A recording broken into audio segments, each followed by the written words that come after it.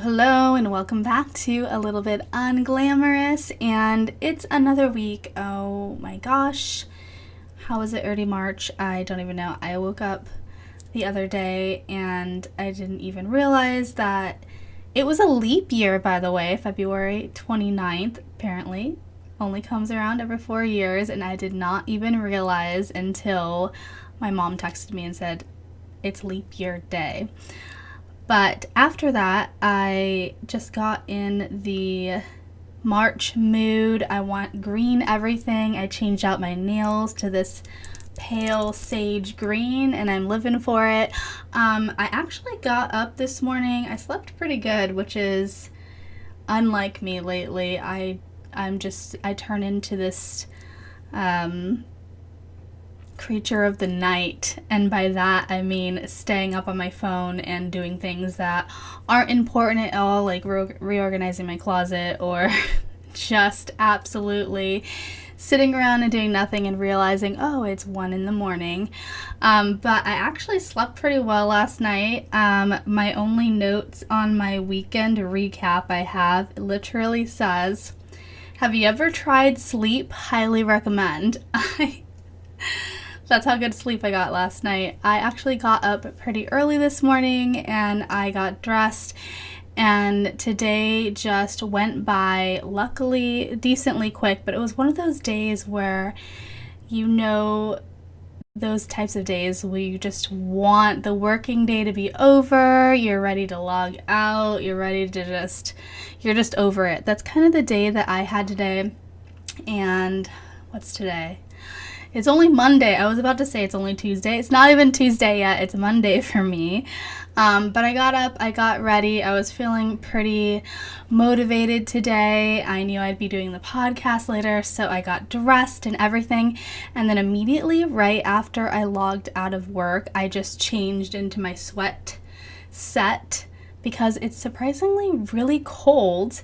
I went out earlier and I was surprisingly very cold. So sweat set it is. I've been trying out these DIY lash extensions and I'm liking them so far. These are from Lily Lashes, and I've been doing my research. I'm excited to try a little bit more Va Voom. These are a little on the natural side for me, and if you know me, you know I love dramatic lashes. But let's do a lipstick of the day because we haven't done one of these in a while, and I just picked this up, and look how just luxurious this little component is.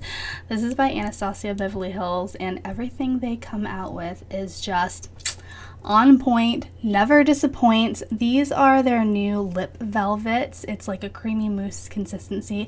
I feel like there's only 5 or 6 shades, and they're all nude shades. This is in peachy nude.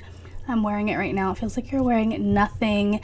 I love the consistency of it. It stays pretty damn good. The longevity is there, and I feel like I just need more shades of these. I love it so much. So quick shout out to the lip today. So last we spoke, I was talking about the Wendy Williams documentary. It had just come out, and the second that this last podcast went live, I immediately watched all of it. Apparently it was a short series. I think there was 4 episodes. I ended up accidentally watching the last episode first, so I kind of spoiled it for myself a little bit, but not really, because every single episode was very interesting and it had me on my seat.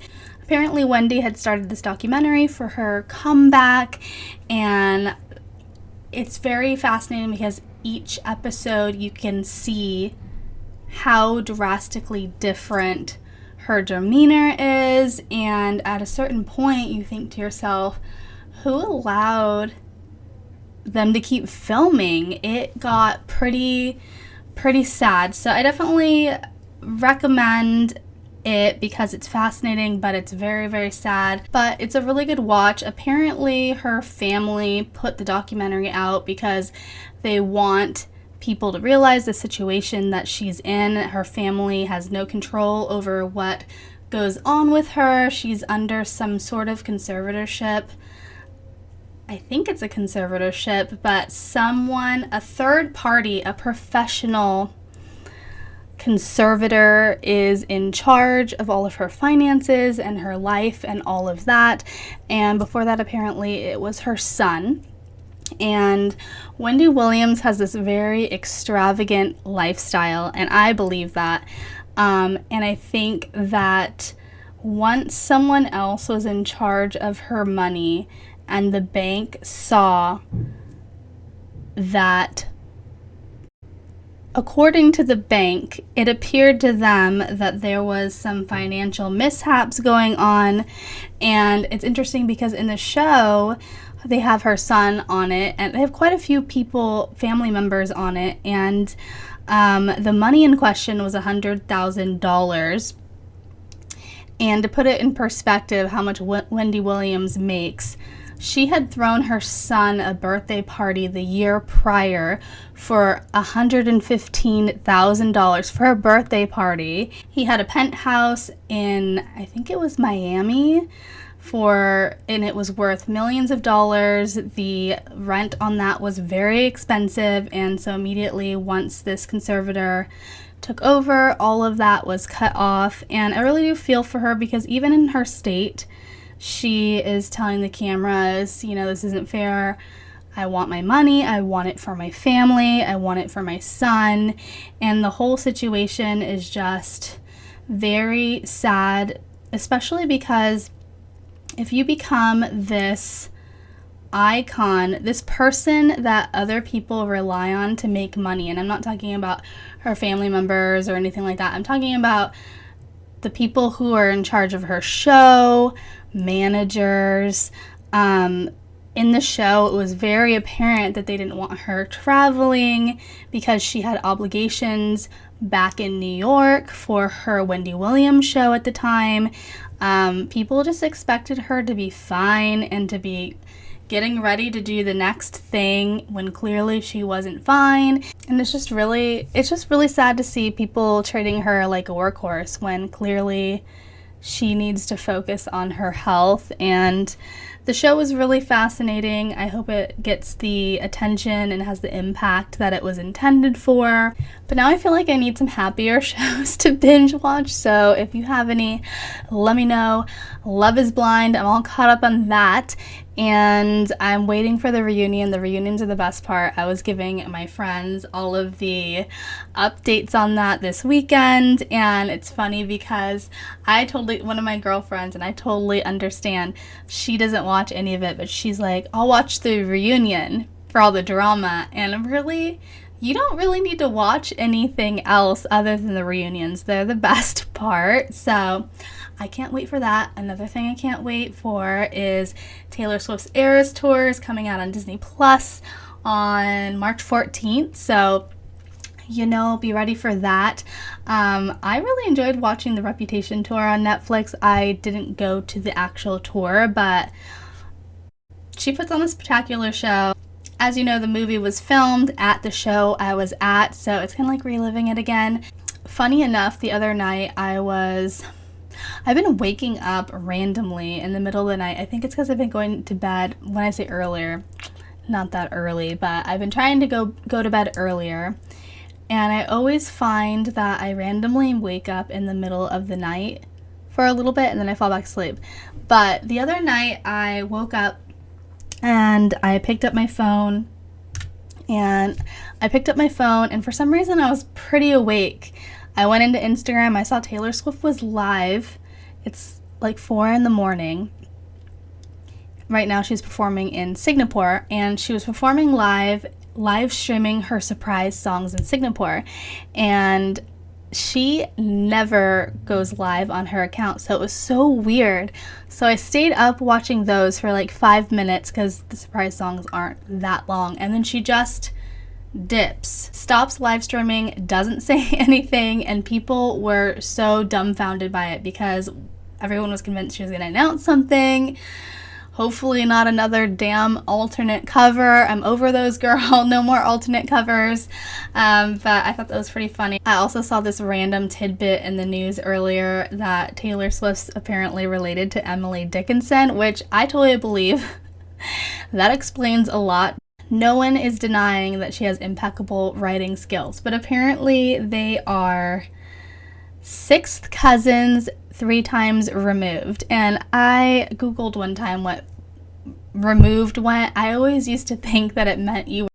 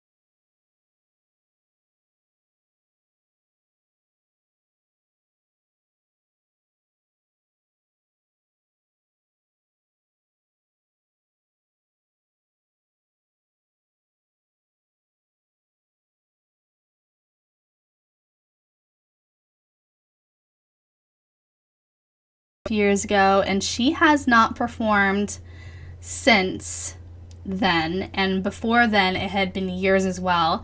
And I just remember the jumpsuits, and people were saying it kind of looked like Squid Games because all of her dancers were in these jumpsuits, and she was really pregnant at the time, and she made sure to have her Fenty lipstick, her free marketing for the Super Bowl, because they don't get paid for the Super Bowl. So girl got her marketing. She applied her lipstick and her blotting powder right in the middle of her performance, which is so funny. So over the weekend, she performed in India. She was reportedly paid quite a good amount of money to come out and perform at this wedding ceremony. Supposedly it is the son of one of the richest men in India, who's reportedly worth $112 billion, billion with a B.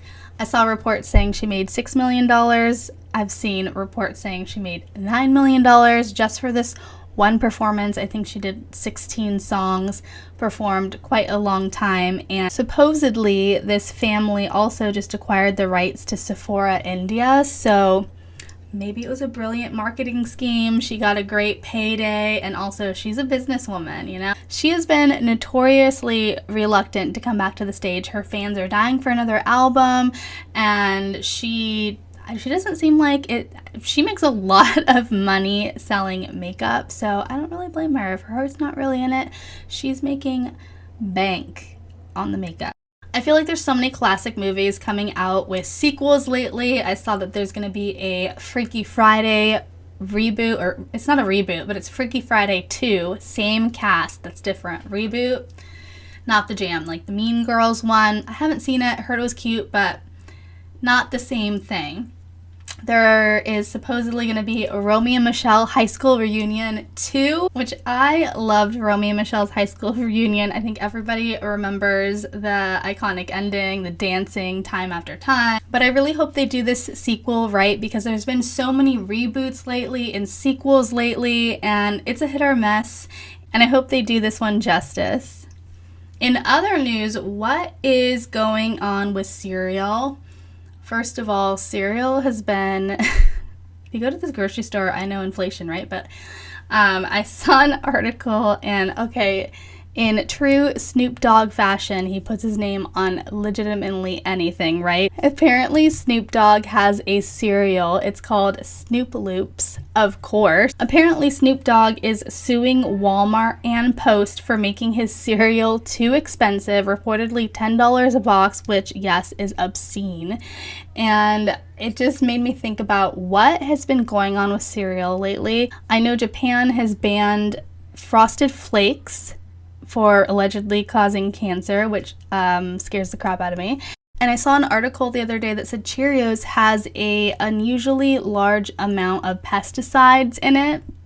I have to loop back to the Super Bowl really quick. I did watch a little bit of it. One of those things that I tuned in. Yes, I was tuning in just to see glimpses of Taylor, but I tuned in towards the end, and I just felt like I really had to see what was going on at the ending, who won. The game was so close, and I feel like I missed almost all of the good commercials, but I did see a few of them online later, and one of them was so funny I have to talk about it, and it's Kanye West's Super Bowl ad. So apparently Kanye West had a Super Bowl ad, and I saw it online later, and so he reportedly paid $7 million for this 30-second spot on the Super Bowl. How insane is it that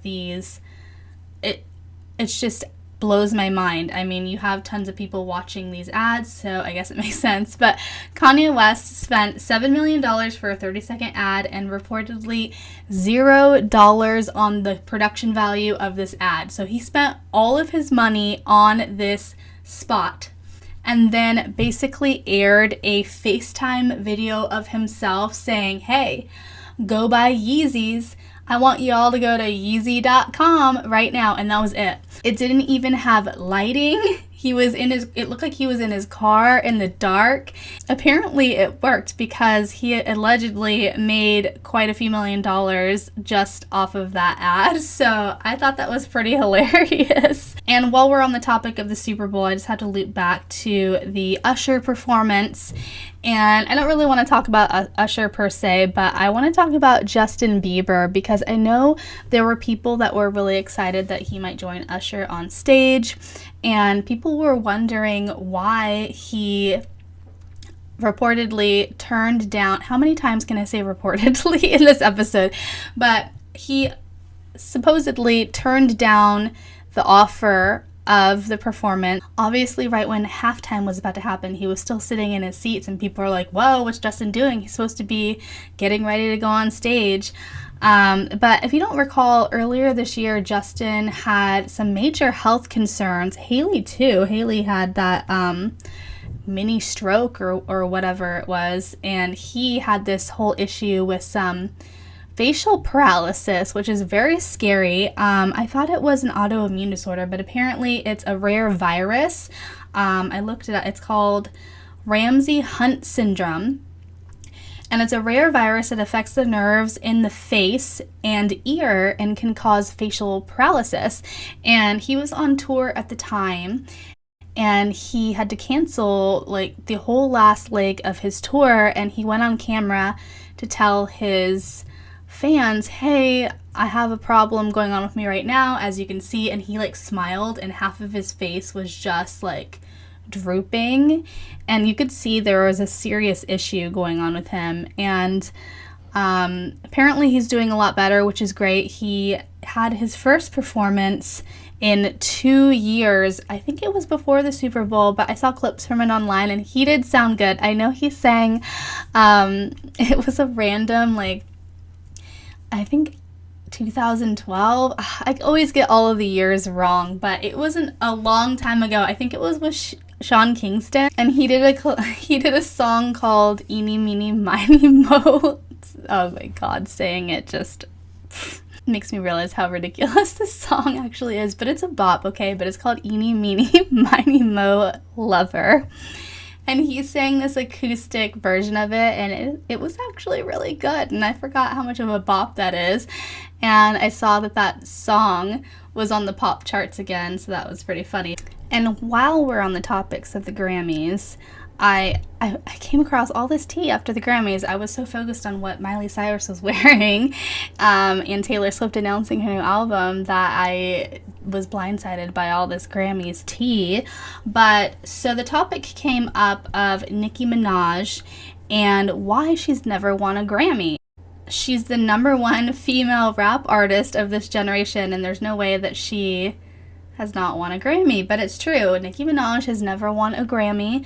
She's been nominated many times, but has never won a category, and apparently there is a reason for that. And Nicki came out, she has a podcast, and has for quite a while on, it's called Queen Radio, and she addressed this recently, and actually I don't think it was even recently, it was quite a few years ago. And apparently she says she was blacklisted from winning the Grammys by a higher up, and it stems back to 2012. She had a performance, her song Roman Holiday, she was slated to perform, and this is around the time that Whitney Houston suddenly passed away. So they wanted to do a Whitney tribute, and, you know, the tone of the award ceremony was very much more solemn. It's kind of in bad taste that here, I think it was the same day as the Grammys, if not the day before. I'm fairly certain it was the same day Whitney passed, and so it's kind of in bad taste to be having this party when this legend had just passed away. So they wanted to change the air and tone of the Grammys. And if you don't know, Nicki Minaj is a very outlandish performer. She goes 100, whatever she's doing, and she likes to push the envelope. And her song Roman Holiday, she had this very graphic performance that involved exorcism depiction, I guess. Apparently the Catholic Church was very upset after that. And so she was asked to not perform last minute. After she had already planned all of this, she announced all her fans I'm going to be performing at, I almost said the Super Bowl, the Grammys. And she refused. She said, no, I am absolutely performing. I already promised all my fans I'm doing this. I already prepared for this. I am going on. Apparently, because of this, she was told by a higher up, you'll regret doing this. You will never, ever win a Grammy. And to this day, she has not, and she's addressed it. And apparently, Ariana Grande has come out in 2022 about an issue that she had with this same person who is in charge of the Grammys or higher up at the Grammys, apparently is the Grammys and gets to decide who wins and who doesn't, or has some sort of say over the board. So, you know, no surprise here that it's rigged, but apparently Ariana Grande also spoke out against this person, so it kind of reignited the flame and the feud that Nicki had because she had her back. So as we know, Nicki is an icon. She's had many, many, many hits. She's paved the way for females in rap.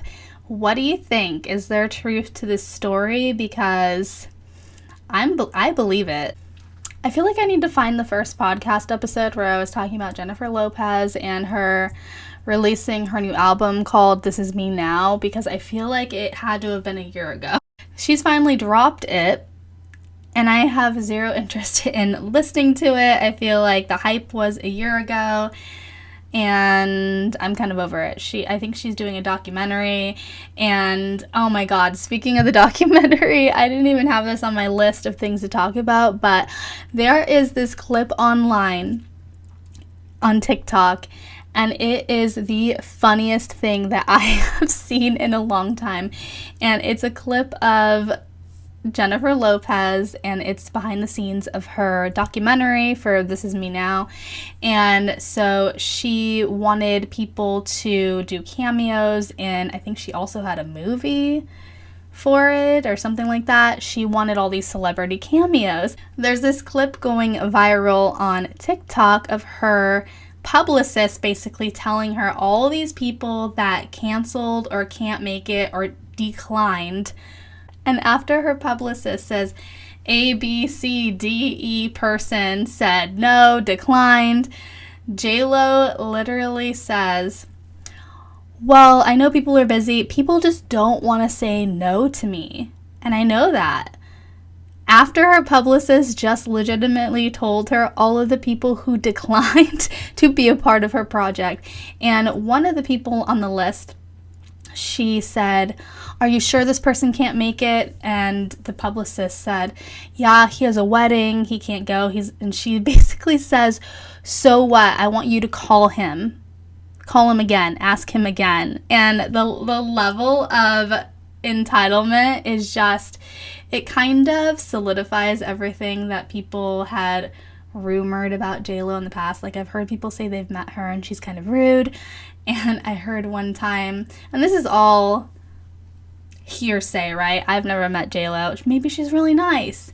But, I mean, the behind the scenes of her documentary when she headlined the Super Bowl, it kind of seemed like she was rude to everybody around her because she wanted everything to be perfect. I heard a rumor back in the day by supposedly somebody who had served JLo and Ben Affleck, and Ben Affleck would leave big tips, and JLo would take the tips back from people, and that sounds kind of outrageous, so I don't know if that holds any truth, but sometimes I think where there's smoke, there's fire, you know? But all these people were declining to be a part of her project, and even then, she still thought to herself, all these people don't want to say no to me. Legitimately, right after her publicist said, yeah, this person declined, this person declined, this person declined, this person's busy. I'm not gonna lie though, I do love JLo's romantic comedies. Made in Manhattan is a staple. I really liked Marry Me too. I thought it was really cute. That clip was just so out of touch, and it's one of the funniest things I've seen in a while. But while we're on the topic of JLo, I know Ben Affleck also cashed in a payday on a Super Bowl ad for Dunkin' Donuts. I think it was him and Ice Spice. Ice Spice had like a Dunkin' drink on the menu or something.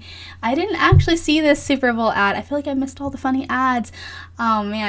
But Ben Affleck cashed in, and I'm pretty sure these ads are all like 30 seconds long, and he made apparently $10 million for his ad. Can you imagine? I feel like this episode is all about debunking all of the Super Bowl and Grammys stuff that I kind of thought of later. But remember when there was this paparazzi shot of Michael Cera walking down the street? I can't remember where. Was it New York? And he had bags full of CeraVe in his hands, and people were like, what the hell? Why does he have all of this lotion? And there was this rumor about he had ownership in CeraVe because his name's Michael Cera, but it turned out he was just filming a Super Bowl ad, which turned out to be really funny as well. And apparently my laptop is deciding that it wants to die, which is fine because I'm running out of talking points. I'm not gonna lie, this week was a short one. I hope this was a nice little midweek pick-me-up for you, and we'll be back next week with a full episode. I hope everybody has a great week. I'm ready for the weekend again already, I'm not gonna lie, but I will see you guys next week, and as always, thank you so much for joining me. I'll see you in the next one.